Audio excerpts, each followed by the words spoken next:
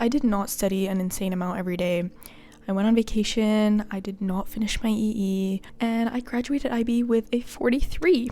I feel like it's been so long since I filmed an IB video, but since results came out yesterday, I was just feeling so nostalgic because my IB results reaction is pretty much what started my channel. I cannot believe it's been a year, but that video has 20,000 views now, which is so crazy to me. As you can tell, I have moved, so I don't live in Sherborne anymore. I moved to a studio for the summer while I'm working, so no more Sherborne. I hate saying this, but I'm gonna be posting a lot of IB videos over summer, so subscribe if you wanna stay updated on those, I guess. And of course, let me know if there's any other videos you want to see.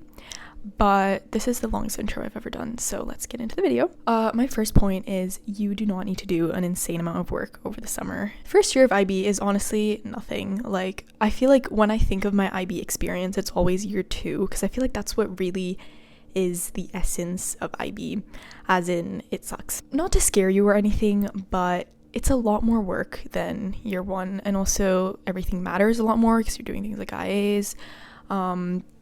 And in preparation for that, don't burn yourself out already by doing a bunch of work, and just have fun. Like I said, I went on vacation, I traveled, I spent time with my friends, and I didn't focus on studying more than having fun. So everything I'm going to say in this video is pretty much just like extra stuff if you want to get ahead, or if you want to do something academic but you don't really know what to do or what would be most important. So I've made this list pretty much based on stuff that I feel like would have helped me if I did it before year 2, and also stuff that I did do which I felt was helpful. So kind of giving you that perspective based on the future, if that makes sense. So first thing to do, where I would start, is reflecting on year 1.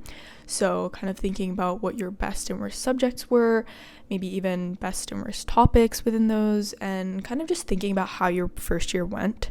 There's a bunch of these like Notion templates you can find that are like academic reflection. If you're into that kind of thing, which I really am, then you can find those online. It's a great way to kind of just like keep track of your progress so far and celebrate what you've achieved over the past year, because obviously you are now halfway through IB. But yeah, pretty much just reflecting on how everything went and also thinking about your study habits and your systems. So one thing that I found that I did a lot in year 1 was taking notes. So I tried to take like really pretty notes for every subject, and I would kind of focus a lot on that during class, so trying to write down the info over actually listening to it. And later, when I was revising for my final exams a year later, I realized that I never went back to those notes, like ever. And what I did go back to was things like flashcards that I'd made. Obviously, that's just my case or what worked for me, but I would similarly think about what you found helpful and what you've actually used in your revision, for instance, if you had your end of year exams, and kind of try to do more of that than more passive methods or things that didn't work, seeing as year 1 is kind of like a trial period almost. So just like use that to your advantage and try and reflect so you can improve and grow in second year. My next point is kind of basic, but work on your EE, which you've probably heard 1,000 times already, but depending on your deadlines, if you have a good draft before year 2 starts, then you can get a decent predictor grade, which I feel like is the main reason to focus on your EE, and also to kind of reduce the stress later on, because especially in like October and November, I remember I was spending so much time working on my EE to the point where I was kind of not doing as much revision for other subjects. So try to at least like have some research done, start drafting it. I think from what I know, most schools have different deadlines on this, so it really depends on like how your school does it. And also make sure that the work you're doing on it is actually useful and meaningful, because I was doing a lot of this like annotating a bunch of research papers, but then I realized eventually like I was never really going back to use them, and a lot of them were not even super relevant to my research questions. So I feel like when it comes to EE, really think about, is this actually answering my question? Is this actually useful? Why am I doing this? And constantly remind yourself of that while you're working on it, because I think with the EE, it's really a lot about being efficient with it, because you're only really getting like technically 1.5 points coming out of it. So think about whether you really need those as well, because I feel like if you're struggling a lot in your other subjects and you feel like you really need those 3 points, then of course you should prioritize it. But in other cases, if you're better at your other subjects, then don't spend so much time just trying to get that extra like 1 or 2 points. As for IAs, I'd suggest kind of just reading about the IA for each subject. So it's usually recommended to not start your IAs before year 2, just because that's usually when your teachers will like give you instructions about it. And obviously because the IA is internally graded, it's really important that you do it how your teacher wants it. So you might find some conflicting information online. And also like the IB seems to be updating their subject syllabus like every single year. There's like new updates to different subjects. So you might end up reading an example from like a previous syllabus. So just be careful with that. But for now, I would suggest just reading through the instructions and kind of learning about what the task actually is, maybe some general areas or topics that you might want to cover, things like that.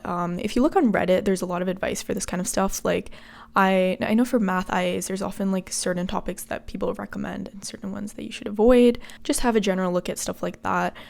For some subjects, I did find that we kind of just like jumped right into the IA, so we like barely got like a proper introduction or like time to think about our topic. So you might want to do that over the summer if you feel like your teachers might do that as well. And again, you don't need to have like a perfect research question or like an exact topic already formulated, but if you have a few ideas you want to write down or like maybe certain topics you enjoy that you might want to cover, then do that as well. For IAs topics in general, this is like a little unrelated, but choose something you're interested in, because I swear it makes it so much more enjoyable overall, which is probably a tip you've heard before, but I found that for IAs where I did topics I enjoyed, so for instance, my business management IA was about H&M, and I talked about like their sustainability practices, and that was something I was really interested in, which made it one of my favorite IAs to write. This one is more if you're taking like language A HL, so like I took English Lit HL. But reading ahead in books is something that really helped me. So especially if you're taking literature compared to language and literature, we had a lot of books to read, and I pretty much read most of them over the summer. I found that saved me so much time, because reading homework is something that I feel like people never really do, just because it never feels like a priority, and it's very easy to just like search up SparkNotes summary or something like that. But I really enjoy reading, and that's part of why I even chose English HL. So I tried to read all the books over the summer. I always liked reading the actual books rather than searching up summaries online, just because it does help for your assessments as well when you can like pick out certain scenes and quotes.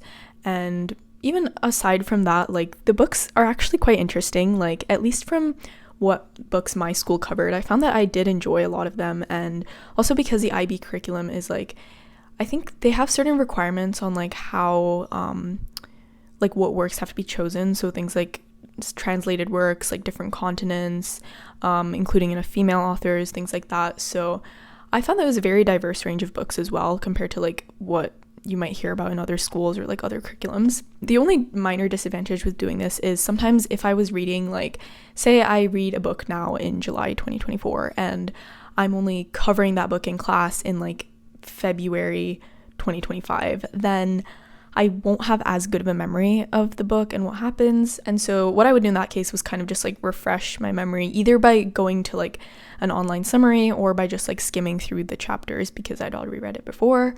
But nonetheless, I'd say like it's still worth reading them over the summer, especially like the first few books that you'll do in like the first term.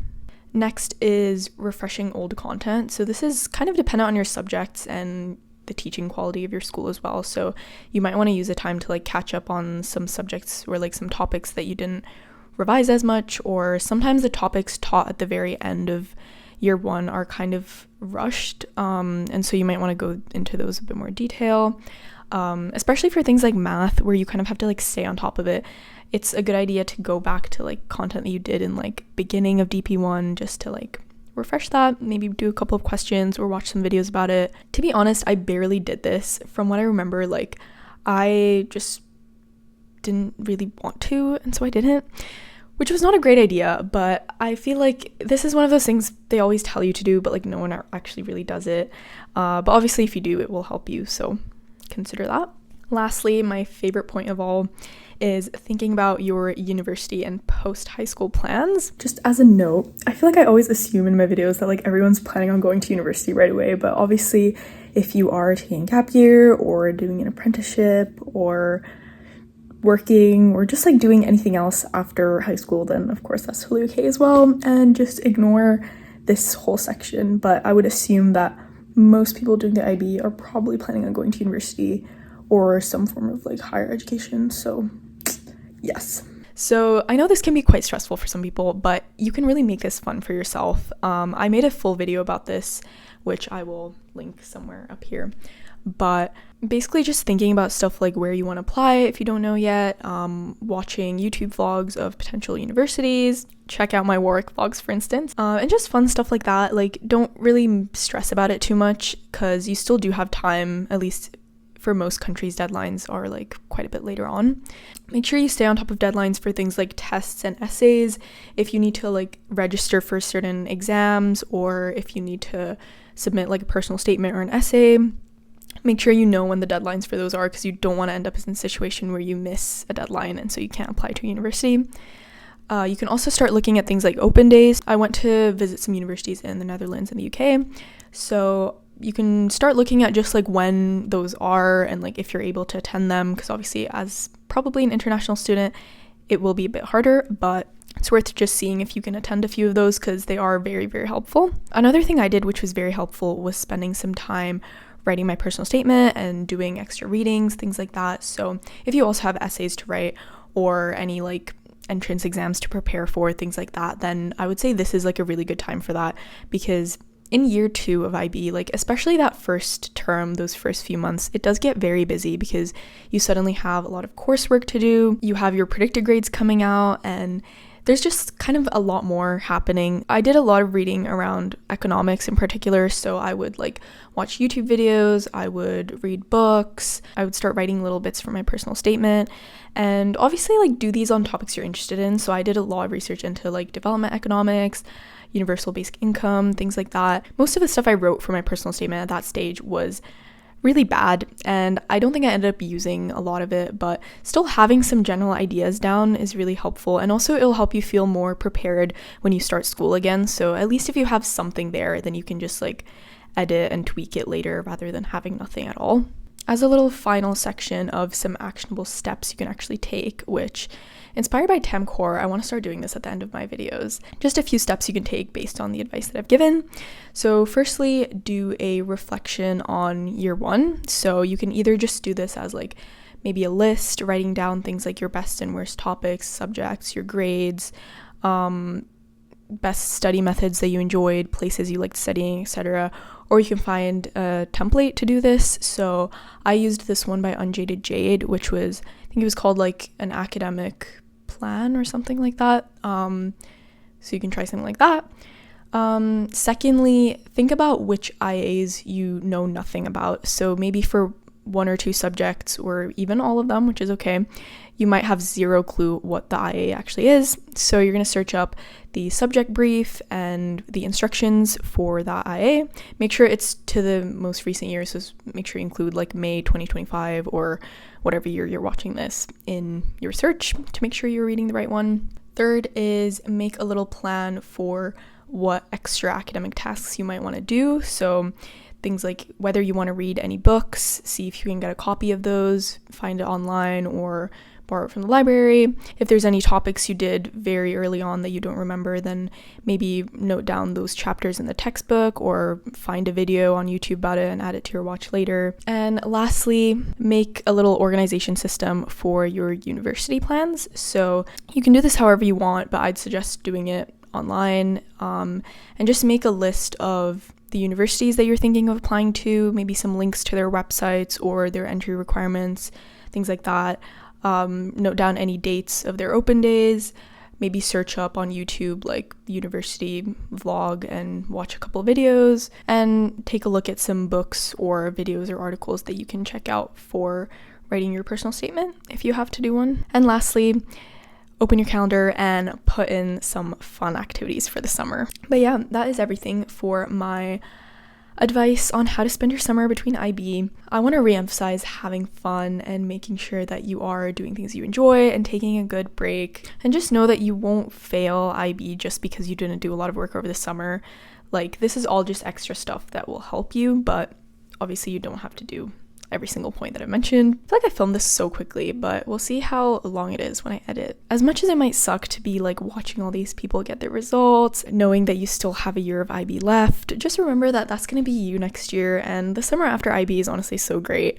I want to do another video about that as well. But like I said, let me know if there's any other IB videos you want me to do, and if you have any questions, then leave them in the comments. But yes, that is all for today.